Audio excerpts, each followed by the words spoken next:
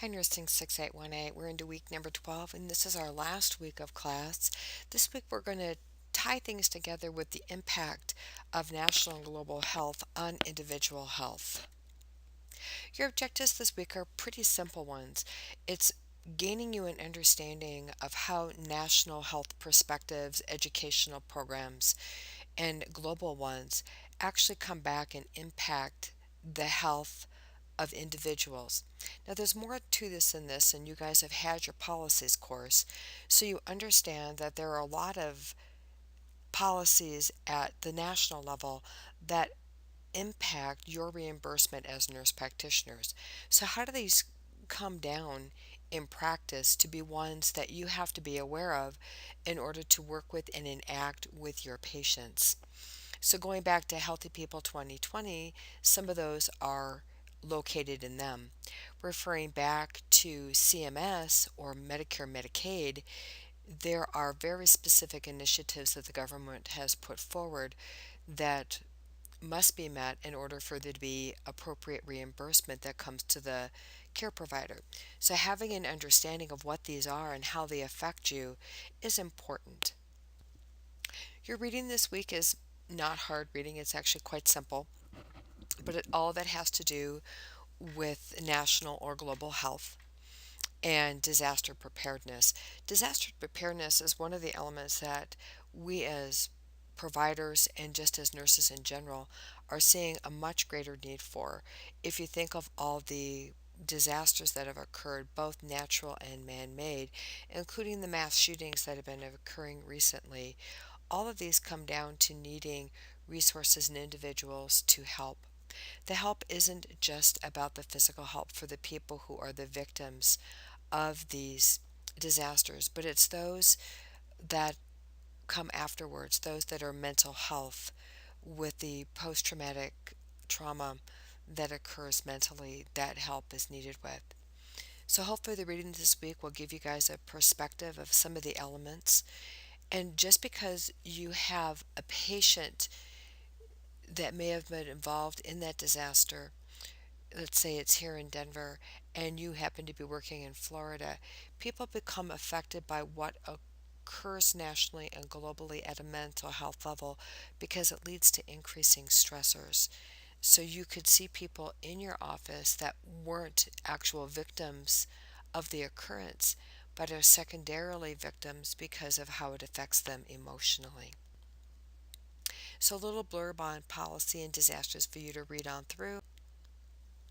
Your CLT this week is looking at what you have been reading about related to global health and how you might approach this in other countries.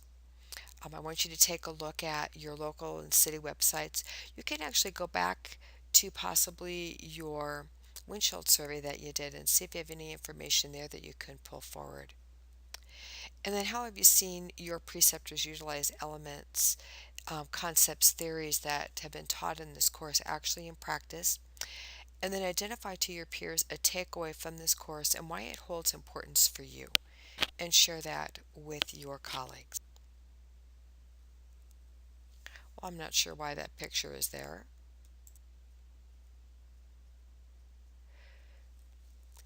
Your final element that you're turning in this week is your health promotion poster. It is due this week. I've been talking about it to you for the last several weeks. It is a poster and a paper. And again, you guys are well into doing this. Just a review of the instructions. This will be a one slide PowerPoint that you'll be turning in. The design of this is completely up to you. Working in your groups, you will answer these questions and this will be turned in as a paper. So when the turn in actually occurs, you'll have two elements. You'll have the paper and you'll have your poster. How you've decided to do this as a group is completely up to you. This paper does need to be written in correct APA format. Please make sure that the title of this paper is the first element that comes on page number 2. The running head is not considered the title, it is the running head. So you need to make sure you put the title on the second page as the first thing, It goes 1/2 inch underneath the running head. It is not bolded, it is written in normal font. As I read through the papers this last week that you guys turned in, I found that several of you had not placed this on your paper, and it is an APA element that needs to be there. So please make sure you do that. The headings that you'll be using on this paper are in blue, and the elements that will go underneath them that you'll write to are in the black. The components related to the references and what you need to demonstrate to achieve exemplary are in red. If you have any questions about what I'm asking you to write, please don't hesitate to contact me. You'll be talking about the health issue, your population, the intervention, the literacy you have to take into account, any lifestyle preferences that you need to take into account, what is the goal of your poster, and then your reference page. Please make sure the reference page is in correct APA format.